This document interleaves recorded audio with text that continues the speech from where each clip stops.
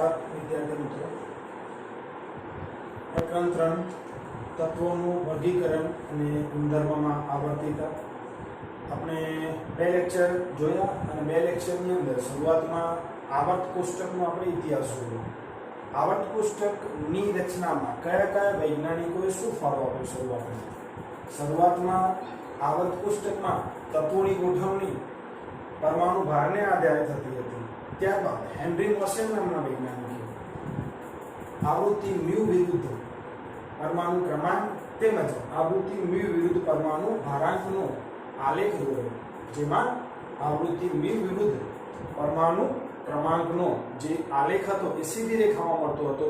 માટે એને એવું કીધું કે પરમાણુ ક્રમાંક એ આવર્ત કોષ્ટક માટે મૂળભૂત ગુણધર્મ છે, નહીં કે પરમાણુ ભારાંક. ચલો આ મુદ્દો જોયો. વચ્ચે એક મુદ્દો છે, એક 100 કરતા વધુ પરમાણુ ક્રમાંક ધરાવતા તત્વોનું નામકરણ. એ મુદ્દો હું થોડો હમણાં આ પહેલા 3.5 મુદ્દો લઉં છું, એના પછી લઈશ. કેમ? તો આજે મુદ્દો છે એ મુદ્દો ખૂબ મજા આવે તેવો છે. અને ભલે એનું નામ છે તત્વોની ઇલેક્ટ્રોન રચના તથા આવર્ત, અને મેં એ જાતે લખ્યું છે તથા આવર્ત કોષ્ટક. એટલે તમારે આજે આવર્ત કોષ્ટક જાતે બનાવતા શીખવાનું છે,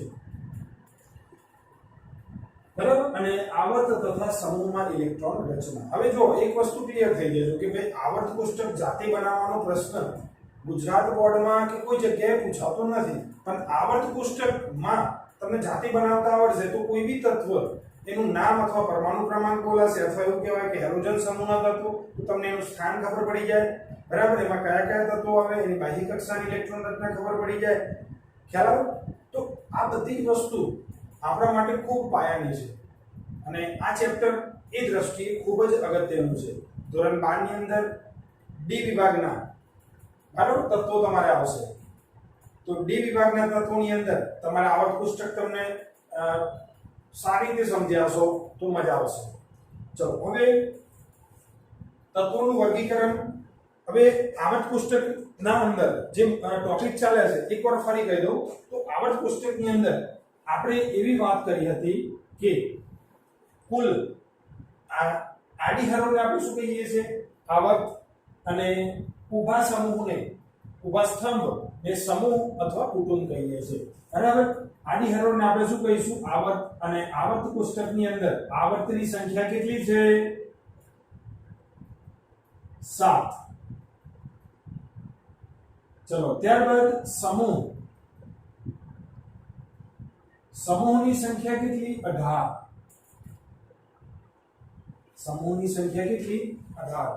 ચલો હવે આપણે આધુનિક આવર્ત કોષ્ટક શીખી રહ્યા છીએ. તમારે જોડે પુસ્તક રાખી અને સમજજો, પણ જ્યારે હું સમજાવું ત્યારે માત્ર મગજ અહીંયા રાખજો, પુસ્તક જોડે રાખજો.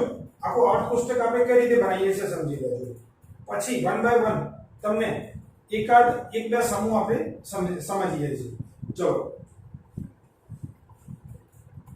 આવર્ત કોષ્ટકની અંદર પહેલા એક વસ્તુ ક્લિયર થઈ જઈએ કે અહીંયા એની 7 આવર્ત છે. હવે એ આવર્તની અંદર જે તત્વોની ગોઠવણી છે એને મુખ્ય ક્વોન્ટમાંક જે વધુમાં વધુ હશે, બરાબર, એ તેનો આવર્ત કહેવાય. દાખલા તરીકે પહેલા આવર્તના તત્વો છે તો મુખ્ય ક્વોન્ટમાંક 1 કરતા વધુ નહીં હોય. બીજા આવર્તના તત્વો છે તો એમાં મુખ્ય ક્વોન્ટમાંક 2 કરતા વધુ હશે નહીં. એ જ રીતે ત્રીજા આવર્તના તત્વો હશે તો મુખ્ય ક્વોન્ટમાંક 3 કરતા વધુ હશે નહીં, બરાબર. તો બેઝિક વસ્તુ છે. ચલો પહેલા આવર્ત કોષ્ટક બનાવું છું, પછી આપણે સમજીએ છીએ. ચલો આપણે વાત કરીએ કે કુલ કેટલા આવર્ત છે? 7. શરૂઆતમાં એક રફમાં બનાવું છું, તમે પણ આ રીતે પ્રેક્ટિસ કરજો, પછી થોડું વધુ સમજી તમને ખ્યાલ આવશે.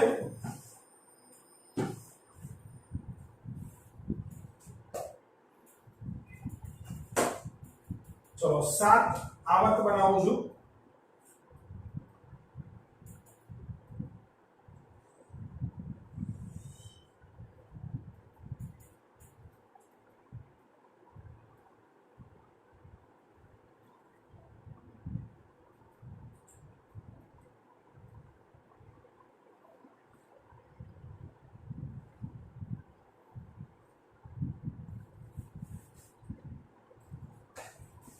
આપણે એવું કરીએ છીએ કે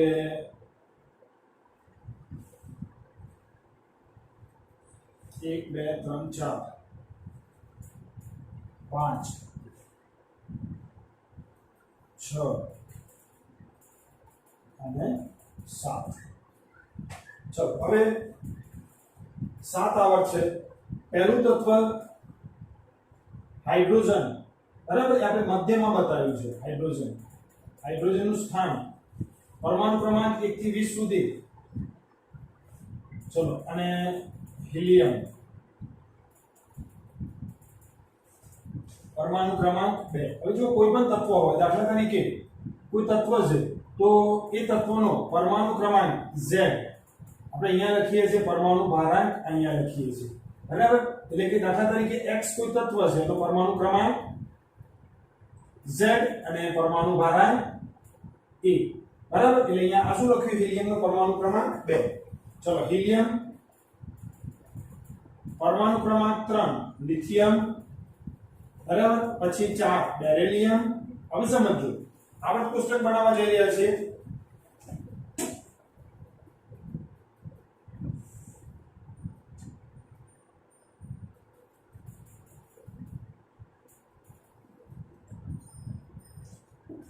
અને અહીંયા 6 તત્વોની જરૂર છે.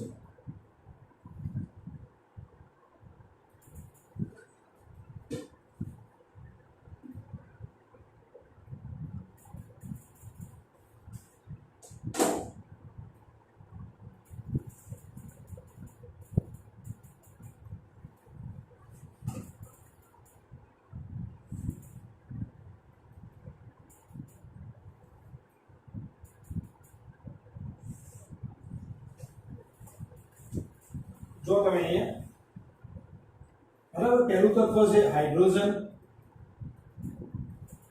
આ રીતે આ બે લાઈન આપણે કાઢી નાખીશું.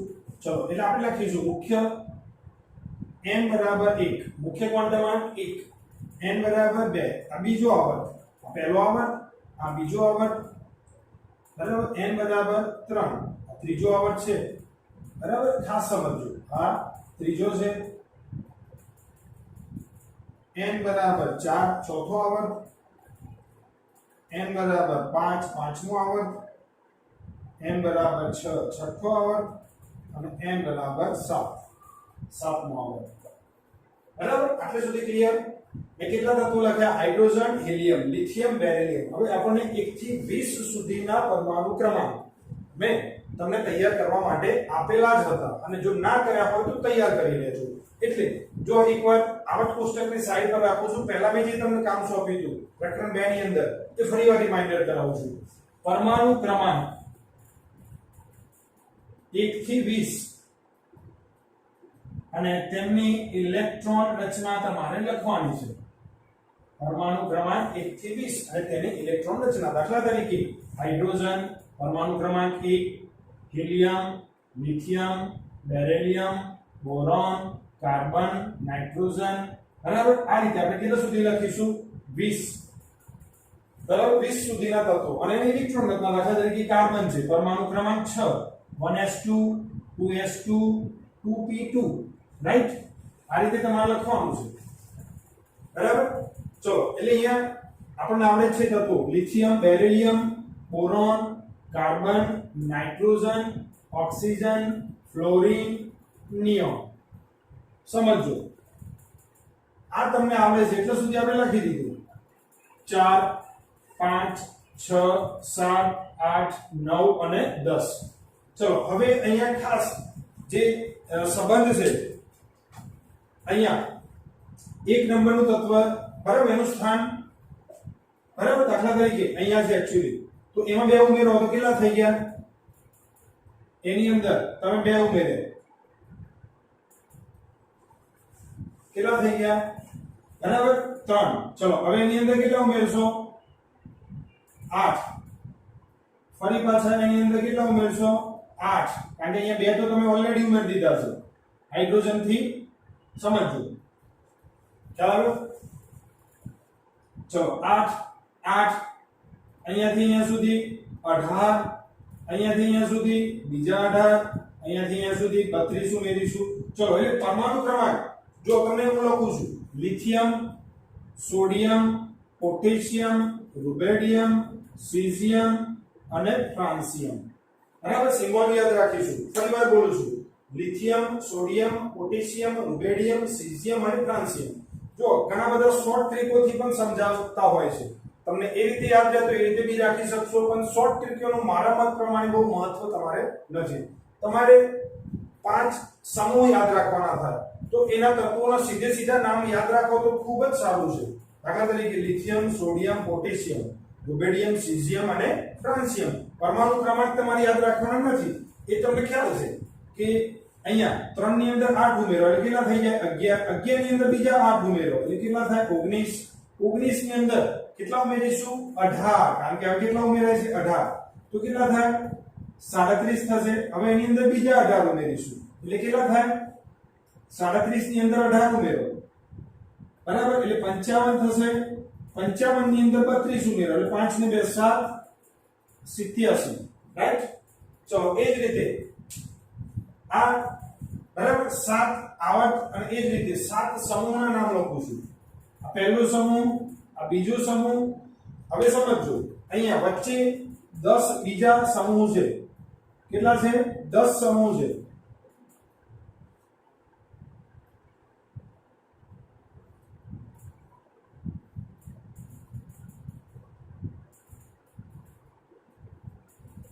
વચ્ચે 10 સમૂહ છે. જોજો તમને ખ્યાલ આવશે. આ સમૂહ 3 4 5 6 7 8 9 10 11 અને 12. આ 10, આ 13 14 15 16 17 અને આ 18. દરેક સમૂહના અલગ નામ પણ આવશે, પણ એક પછી સમજવાનું છે.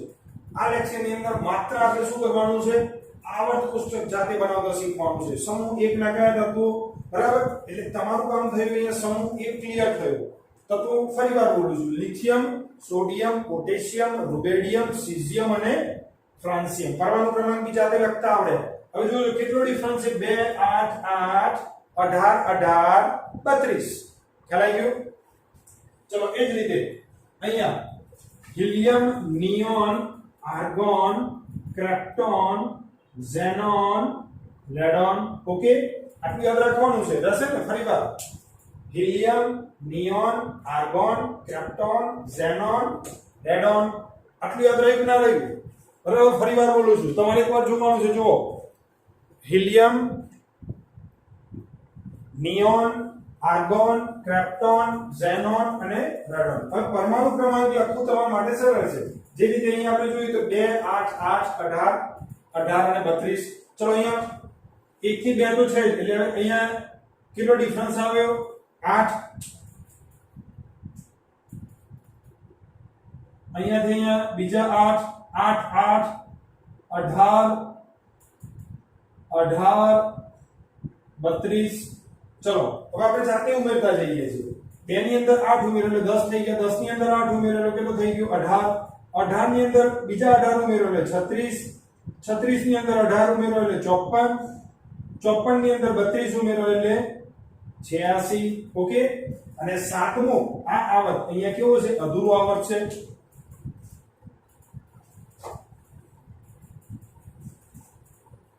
સુંદર દેખાય એ માટે થોડું આપણે બીજા બિનજરૂરી લાઈનો આપણે દૂર કરી દઈએ છીએ.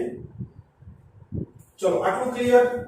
તમે કયું કામ કર્યું તો તમે એક સમૂહ 1 ના તત્વો જાતે લખ્યા, જાતે બોલ્યા. કયા કયા હું ફરી લખું છું અહીંયા લિથિયમ, સોડિયમ, પોટેશિયમ, રુબેડિયમ, સીઝિયમ અને ફ્રાન્સિયમ.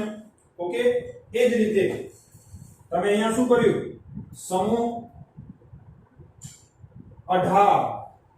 18 ના તત્વો helium, neon, argon, krypton, xenon અને રેડોન. પરમાણુ ક્રમાંક આપણે જાતે જ લખીએ છીએ. બરાબર. ચલો લિથિયમ નો 3 માં બરાબર 8 ઉમેરીશું કેટલા થાય 11. બરાબર, 11 માં બીજા 8 ઉમેરીશું 19. 19 ની અંદર બીજા 18 ઉમેરીશું 37. 37 ની અંદર બીજા 18 ઉમેરીશું 55. અને 87.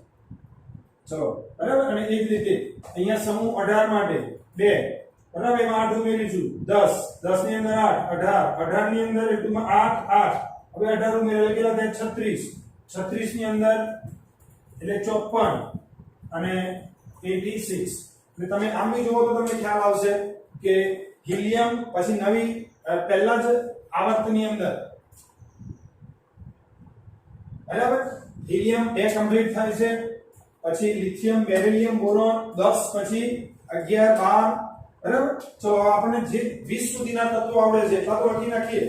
ચલો 20 12મું છે મેગ્નેશિયમ, 13મું છે એલ્યુમિનિયમ, 14મું છે સિલિકોન, 15મું છે ફોસ્ફરસ, 16મું છે સલ્ફર, 17 છે ક્લોરીન, 18 છે આર્ગોન, 19 કેલ્શિયમ પોટેશિયમ અને 20 કેલ્શિયમ. હવે સમજો ખાસ તમે સમૂહ 1 અને 18 તમને આખો આવડી ગયો બરાબર. ના આવડ્યો તો બે વાર રિમાઇન્ડર કરજો. ચલો હવે ખાસ સમજો આપણે આને એકા એલ્યુમિનિયમ અને એકા સિલિકોન એ ટોપિક શીખ્યા બરાબર. એકા એલ્યુમિનિયમ ગેલિયમ, જર્મેનિયમ બરાબર, બોરોન, એલ્યુમિનિયમ, ગેલિયમ બરાબર, ઇન્ડિયમ અને થેલિયમ બરાબર. જે આવર્ત કોષ્ટકની અંદર ઇન્ડિયમ અને થેલિયમ.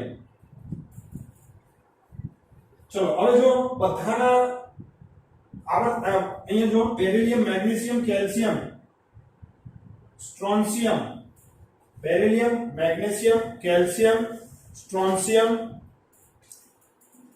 બેરિયમ અને રેડિયમ બરાબર. એટલે સ્વાભાવિક રીતે તમને ખ્યાલ આવી જાય કે 38 છે બરાબર, આ થશે 56, આ થશે 88. ચલો હવે આવર્ત કોષ્ટક તમે જોવો તો સાહેબ હજી એક્ઝેક્ટ હવે સમજો. અહીંયા આવર્ત કોષ્ટકની અંદર આ પહેલો ને બીજો સમૂહ છે આ S વિભાગના તત્વો છે. કયા છે? S. ચલો 13 થી આ 18 સુધીના આ કયા છે? P વિભાગના તત્વો બરાબર. 13, 14, 15, 16, 17 અને 18 છ સમૂહ P વિભાગના. પહેલો ને બીજો કયો? S વિભાગના.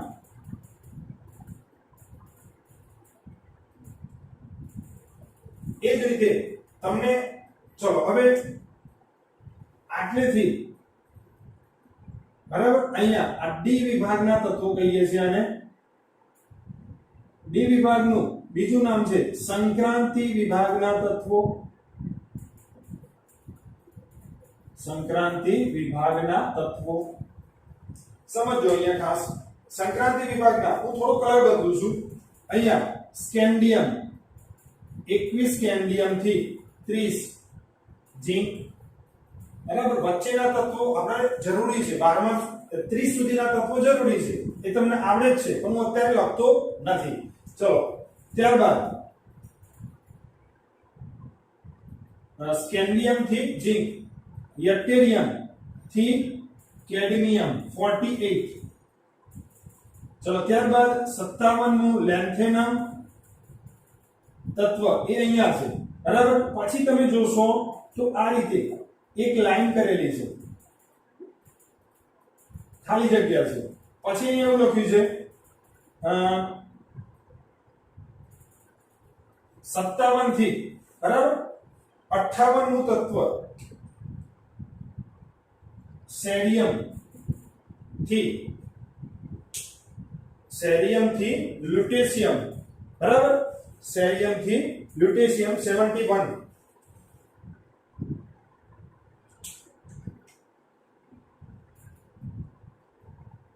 કેટલા તત્વો છે? 14 તત્વો છે આ રીતે. અને એ જ રીતે 89 એક્ટિનિયમ તત્વ બરાબર. ચલો હવે તમને કેટલો પ્રશ્ન થાય બરાબર એનો પણ ઉકેલ તમને આપીશ. અને 90 થોરિયમ, 90 થોરિયમ થી આગળ અહીંયા 72 હાફનિયમ થી 80 Hg મર્ક્યુરી અને બરાબર 89 થી અહીંયા 102 આમાં 14 ઉમેરીશું કે 103 આ 102 બરાબર એ તત્વ આગળ છે જે અધૂરો છે. ચલો હવે સમજી લેજો કે આ શું લખ્યું મેં.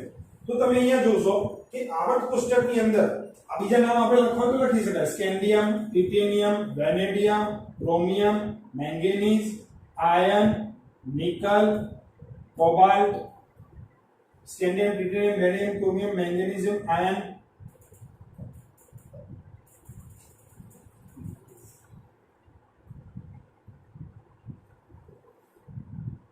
નિકલ, કોપર અને zinc. Nickel, cobalt, nickel, cobalt, nickel અને કોપર અને ઝિંક. કોબાલ્ટ, નિકલ, કોપર અને ઝિંક. બરાબર. હવે જો આવર્ત કોષ્ટકની અંદર આટલા તત્વો યાદ હોય તો બી વાંધો નહીં આવે. ચલો એક સમૂહ તમારે 17મું સમૂહના તત્વો યાદ રાખવાના છે. Fluorine, chlorine, bromine, iodine, astatine. ચલો તત્વો આપણે ઉમેરતા જઈએ. અહીંયાથી 18 ઉમેરીશું એટલે ટૂંકામાંથી 35 થશે. 17 માં 18 ઉમેરીશું, 35 માં ફરી 18 ઉમેરીએ એટલે 53 થાય. 53 ની અંદર ફરી 32 ઉમેરીશું 85. એસ્ટિસ્ટાઇન જો Al નથી, એલ્યુમિનિયમ આવે. ચલો હવે આવર્ત કોષ્ટક તમે જોશો તો તમને ખ્યાલ આવશે કે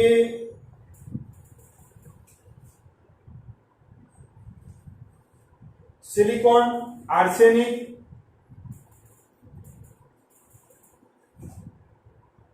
આ રીતે એક લાઈન છે.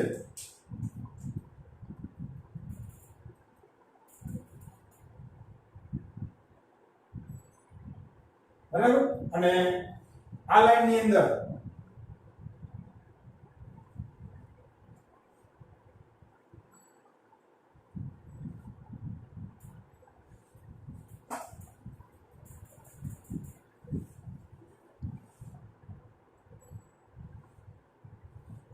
આ રીતની તમને એક લાઈન મળશે. હવે દરેકનું મહત્વ તમને વારાફરતી સમજાવું છું. ચલો પહેલા તો સમજી લઈએ કે ભાઈ આ સમૂહના તત્વો અને S વિભાગના કીધા. બરાબર. પહેલો ને બીજો કેમ S વિભાગના તત્વો કીધા? તો આ તત્વોની ઇલેક્ટ્રોન રચનામાં છેલ્લો ઇલેક્ટ્રોન S કક્ષકમાં છે માટે અમે આપણે કયા કીધા? S વિભાગના તત્વો. ચલો અને P વિભાગના તત્વો કેમ કીધા? તો આમાંથી કોઈ પણ તત્વ લો અને એની ઇલેક્ટ્રોન રચના તમે લખશો તો છેલ્લો ઇલેક્ટ્રોન શામાં આવશે? P માં. માટે આપણે કયા સમૂહના તત્વો કીધા? P વિભાગના તત્વો. ચલો આમાંથી કોઈ પણ તત્વની ઇલેક્ટ્રોન રચના લખો તો છેલ્લો ઇલેક્ટ્રોન અથવા સંયોજકતા ઇલેક્ટ્રોન એ શામાં આવશે? D વિભાગની અંદર. માટે આપણે શું કહીએ છીએ? D વિભાગના તત્વ. D વિભાગના તત્વોનું બીજું કયું નામ છે? સંક્રાંતિ વિભાગના તત્વો. ચલો હવે અહીંયા જુઓ 57 લેન્થેનમ અહીંયા છે D વિભાગમાં, પણ 58 સેરિયમ એ D વિભાગમાં નથી. બરાબર. ચલો અહીંયા આ તત્વોની ઇલેક્ટ્રોન રચનામાં છેલ્લો ઇલેક્ટ્રોન શામાં આવે છે? F માં. માટે આને આપણે શું કહીએ છીએ? F વિભાગના તત્વો. અને અથવા બીજું નામ છે આંતર સંક્રાંતિ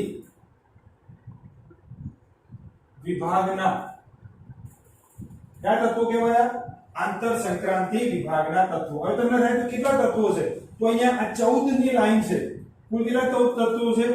14 તત્વો. આ પહેલી અને બીજા લાઈનમાં 14 તત્વો. કુલ 14 ને 14 28 તત્વો છે આ રીતે.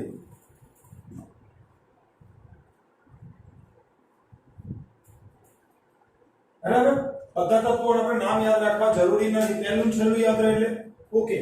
બરાબર. ચલો આપણે જરૂરી સમૂહ કયા હતા? તો સમૂહ 1, સમૂહ 18, સમૂહ 17 એ પણ આપણા માટે એટલો જ અગત્યનો છે. સમૂહ 17. બરાબર. બાકીના બી જરૂરી છે પણ આપણે અત્યારે આટલા સમજવા માટે યાદ રાખીએ છીએ. ચલો હવે સમૂહ 1 ની અંદર કુલ કેટલા તત્વો છે? તમે જુઓ 2. સમૂહ 1 ની અંદર કુલ કેટલા તત્વો છે? સમૂહ 2. હવે સમૂહ 2 માંથી કોઈ પણ તત્વ લઈ લો. બરાબર. સમૂહ 2 માં કુલ કેટલા છે? જુઓ 2 અને 8 એટલે 6 એટલે ટોટલ કુલ કેટલા છે? 8 તત્વો. એ જ રીતે સમૂહ 3 ની અંદર પણ જુઓ કેટલા છે? 8 તત્વો છે. બરાબર આમાં કેટલા હશે 18 તમે ગણતરી કરી જો ખ્યાલ આવશે હવે આની અંદર સમૂહ 6 ની અંદર તમે જુઓ તો બીજા કેટલા ઉમેરાયા 14 એટલે 18 ની અંદર 14 ઉમેરશો એટલે કેટલા થશે 32 અને આને આપણે શું કહીએ છીએ અધૂરો આવર્ત શું કહીએ છીએ તો આમાંથી તમને ઘણા બધા પ્રશ્નો મેં અહીંયા લખ્યા છે પહેલો આવર્ત એટલે મુખ્ય ક્વોન્ટમમાં 1 એમાં કુલ કેટલા તત્વો 2 બીજા આવર્તની અંદર કુલ કેટલા તત્વો 8 ત્રીજામાં ટૂંકમાં 2 8 8 18 અને 32 છેલ્લા આવર્તને આપણે શું કહીએ છીએ અધૂરો આવર્ત કારણ કે હજુ શોધવાના તત્વો બાકી છે બરાબર એની ગોઠવણી ત્યાં કરીએ છીએ ચલો કુલ તત્વોનો તમે ખ્યાલ આવી ગયો હવે એક ઇલેક્ટ્રોન રચના આપણે લખીશું એટલે તમને અહીંયા મેં લખ્યું છે સમૂહ 1 ના તત્વો અને અહીંયા મેં લખ્યું છે સમૂહ 18 ના તત્વો ફરીવાર બીજો ટોપિક કે એ જ ટોપિક છે પણ સમજો કે મેં તમને હમણાં કીધું કે ભાઈ અહીંયા નાઇટ્રોજન અહીંયા કેમ ગોઠવ્યો અહીંયા કેમ નહીં ગોઠવ્યો ને તો આપણે એવું કહીએ કે ભાઈ નાઇટ્રોજન છે દાખલા તરીકે તો નાઇટ્રોજનની ઇલેક્ટ્રોન રચના હું લખું 7 ઇલેક્ટ્રોન 1s2 2s2 2p કેટલા થાય બરાબર 2p 3 થાય ને એટલે છેલ્લો ઇલેક્ટ્રોન શામાં આવ્યો p માં જેને આપણે નાઇટ્રોજનની સંયોજકતા કક્ષકમાં છેલ્લો ઇલેક્ટ્રોન p માં ગોઠવાય છે માટે એને આવર્ત કોષ્ટકમાં કઈ બાજુ મૂક્યો છે p વિભાગની અંદર ચલો એવું બીજું તમારું આ સમૂહ 1 ના તત્વોની ઇલેક્ટ્રોન રચના હવે જો બરાબર એક ઉદાહરણ સ્વરૂપે લઉં છું સોડિયમ ચલો પરમાણુ ક્રમાંક 11 ઇલેક્ટ્રોન રચના શું થાય 1s2 2s2 2p6 3s1 ચલો છેલ્લો ઇલેક્ટ્રોન કયો ગોઠવાયો s ની અંદર માટે આ સમૂહમાં સોડિયમ નામે કયો ગોઠવ્યો s વિભાગમાં આમ આવર્ત કોષ્ટકની અંદર s p d અને f અનુસાર ચાર વિભાગની અંદર તત્વોની ગોઠવણી કરીએ છીએ એ જે તે તત્વની ઇલેક્ટ્રોન રચનામાં એનો છેલ્લો ઇલેક્ટ્રોન જે કક્ષકમાં હોય એ અનુલક્ષીને અને જે તે આપણે વિભાગની અંદર ગોઠવીએ છીએ તો આ વસ્તુ થઈ આવર્ત કોષ્ટક જાતે બનાવતા શીખવું બરાબર તમારે આ રીતે આવર્ત કોષ્ટક 3 થી 4 વાર બનાવો જાતે સમૂહ 1 ના તત્વોના નામ લખો સમૂહ 18 ના તત્વોના નામ લખો સમૂહ 17 ના લખો ડી વિભાગની અંદર આ પહેલું ને છેલ્લું જો મેં બ્લેક પેન થી લખ્યું છે વચ્ચેના યાદ રાખવાના છે પણ હમણાં બરાબર તમને એવું કહેવામાં આવે કે ડી વિભાગના તત્વો ક્યાંથી ક્યાં સુધી તો તમે કહો કે સ્કેન્ડિયમ થી ઝિંક યટ્ટેરિયમ થી કેડમિયમ અને 57 નું લેન્થેનમ નું તત્વ કયામાં છે આ 57 છે લેન્થેનમ આ તત્વ એ ડી વિભાગની અંદર પણ બરાબર એના પછીના છે એ એફ વિભાગની અંદર છે કેમ તો તમને હમણાં મેં સમજાવ્યું મુજબ સેલેનિયમની ઇલેક્ટ્રોન રચનામાં છેલ્લો ઇલેક્ટ્રોન કયો ગોઠવાય એફ માં ચલો પછી 72 હાફ નિયમ એ ડી વિભાગમાં થી એસી એફજી અને આનું બીજું નામ છે આ તત્વોનું સંક્રાંતિ વિભાગના તત્વો ખૂબ જ અગત્યના છે સંક્રાંતિ ધાતુ માટે સવર્ગ સંયોજન માટે સંક્રાંતિ ધાતુ ખૂબ જ અગત્યની છે આજે સંક્રાંતિ ધાતુઓ કહું છું ને અને સવર્ગ સંયોજનો આ બે ચેપ્ટર ધોરણ 12 ની અંદર છે આપણા ખૂબ જ મહત્વના છે મજા આવે તેવા અકાર્બનિકના ચેપ્ટર છે જો તમને આવર્ત કોષ્ટક અત્યારે જો કમ્પ્લીટ આવડતું હશે તો એ વખતે તમને કોઈ જ તકલીફ પડશે નહીં ચલો હવે આટલી વસ્તુ તમારે નોટ કરવાની છે તમને થોડો સમય આપીશ પણ એ પહેલા હજી મારે તમને બીજી એક વસ્તુ કહેવી છે કે તમને મેં હોમવર્કમાં આપ્યું છે કે પરમાણુ ક્રમાંક 1 થી 20 દરેકની ઇલેક્ટ્રોન રચના તમારે જાતે લખવાની છે એક હોમવર્ક આ છે બરાબર બીજું હોમવર્ક કયું આ આવર્ત કોષ્ટક બરાબર આ રીતે તમારે બનાવવાનું છે રફમાં કેટલી વાર તમે 3 વાર તો મિનિમમ કહું છું પછી તમને એવું થાય સાહેબ મારે શીખવા માટે 5 વાર બનાવવું છે તો છૂટી છે ખ્યાલ આવ્યો તો આ 3 વાર રફ પેજમાં બનાવવાનું છે અને એક વખત તમને સમૂહ 1 સમૂહ 18 સમૂહ 2 સમૂહ 17 સ્કેન ડી વિભાગના તત્વો 13મો સમૂહ આટલું થોડો ખ્યાલ આવી જશે ચલો હવે લાસ્ટ મુદ્દાની અંદર આપણે અહીંયાથી વાત કરી હતી કે પી વિભાગની અંદર આ રીતે તમે દરેક રંગ અલગ દેખાય છે આવર્ત કોષ્ટક છે તમારી જોડે બુક છે જોતા રહેજો દરેકનો રંગ જુઓ તમે અલગ દેખાય છે તો અહીંયા જુઓ તો આ તરફ આ અર્ધધાતુ તત્વો છે. આ કયા છે? બરાબર, અહીંયા આપણે લખીએ છીએ આ અર્ધધાતુ છે. આ જે લાઈન છે એનાથી ઉપર આ અધાતુ. ટૂંકમાં આવર્ત કોષ્ટકની અંદર આપણે જેમ આ તરફ જઈશું એમ અધાતુપણાનો ગુણધર્મ વધે. આમ આવીએ એમ ધાતુપણાનો ગુણધર્મ વધે. અને જે વચ્ચેના તત્વો છે એ કયા છે? અર્ધ ધાતુ તત્વો. કયા છે? અર્ધ ધાતુ તત્વો. માટે જો એનો રંગ અલગ છે આવર્ત કોષ્ટકની અંદર. પછી ટૂંકમાં આ તરફ આવીશું એમ ધાતુપણાનો ગુણધર્મ વધે છે. અહીંયા અધાતુપણાનો ગુણધર્મ વધે. હવે ધાતુપણાનો ગુણધર્મ એટલે કેવો? તો ધાતુનો કયો ગુણધર્મ છે? તો ધાતુને તમે એક છેડેથી ઇલેક્ટ્રિસિટી પસાર કરો તો બીજા છેડે સરળતાથી જતા રહે. એનો મતલબ કે ધાતુ સરળતાથી ઇલેક્ટ્રોનનું વહન કરે છે. હવે આવું ક્યારે બને? જો એની બાહ્ય કક્ષકમાં એક જ ઇલેક્ટ્રોન હોય તો આ સમૂહના ધાતુપણાનો ગુણધર્મ સૌથી સારો અને આ સમૂહના તત્વો ઇલેક્ટ્રોન સ્વીકારવાની વૃત્તિ રાખે એટલે આ અધાતુ કહીએ છીએ. બરાબર. અને મધ્યમાં જે લાઈન છે એ અર્ધધાતુ તત્વો. એટલે આવર્ત કોષ્ટકની અંદર તમને ઘણું બધું ખ્યાલ આવી જાય. ધાતુ કયા, અર્ધધાતુ કયા, અધાતુ કયા. બરાબર. ફરીવાર તમારા સમૂહ 1, સમૂહ 18. હવે આ દરેકના નામ છે, દરેકની ઇલેક્ટ્રોન રચના છે. આના પછીનું લેક્ચર 4 ની અંદર આવર્ત કોષ્ટક હું સમજાવીશ આગળ. હવે એની અંદર હું શું સમજાવીશ? તો એની અંદર દરેક સમૂહની બાહ્ય કક્ષાની ઇલેક્ટ્રોન રચના સમજાવીશ. દરેક સમૂહની બાહ્ય કક્ષાની ઇલેક્ટ્રોન રચના સમજાવીશ. બરાબર. અને હવે તમારા માટે એ સમજવું સરળ રહેશે. અને એ વખતે હું આવર્ત કોષ્ટક પહેલા બનાવી દઈશ અને પછી તમને 1 by 1 સમજાવીશ. ખ્યાલ આવ્યો? તો આટલે સુધી રાખું છું. હું એવી આશા રાખું કે તમને વધુ સારી રીતે સમજણ પડી હશે. પ્રયત્ન ખૂબ સારો કર્યો મેં તમને સમજાવવા માટે. છતાં બી જો તમને હજી કઈ ના ખબર પડતી હોય તો મને પૂછી શકશો તમે. વિદ્યાર્થી મિત્રો, આ ખૂબ અગત્યનું ચેપ્ટર છે ધોરણ 12 માટેનું. બરાબર. આવર્ત કોષ્ટક એકવાર બનાવજો. આજે મેં લખ્યું છે તમને. બરાબર. એક સ્ક્રીનશોટ લેવાનું છે તમારે